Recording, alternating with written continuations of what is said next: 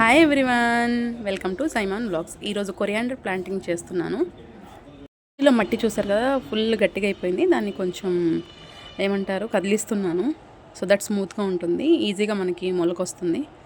So దీన్ని 2 ముక్కలుగా చేసుకోవాలి. ధనియాలని చూసారు కదా, ఆల్రెడీ మా ఆంటీ వేసేసారు. సో మళ్ళీ నేను ఎక్కడెక్కడైతే గ్యాప్స్ ఉన్నాయో అవి వేస్తున్నాను. అండ్ ఇంకో కుండీలో మొత్తం ఆకులు ఉన్నాయి, అవి కూడా క్లీన్గా తీసేస్తున్నాము. సేమ్ అవే దీని మీద వేసేస్తున్నాం.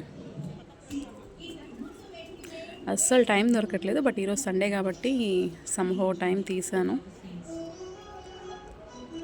సేమ్ ప్రొసీజర్ ఇక్కడ కూడా చల్లేసుకోవాలి విత్తనాలు నీట్గా.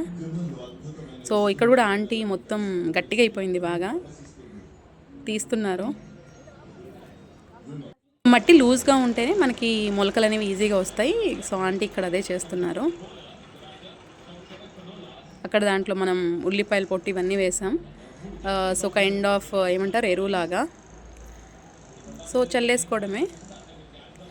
మళ్ళీ మీకు ఒక 1 వీక్ పడుతుంది బేసికల్లీ ఇవి మొలకలు రావడానికి, 1 week to 10 days.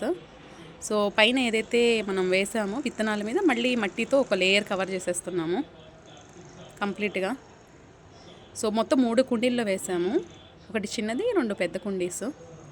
Next watering, అంతే.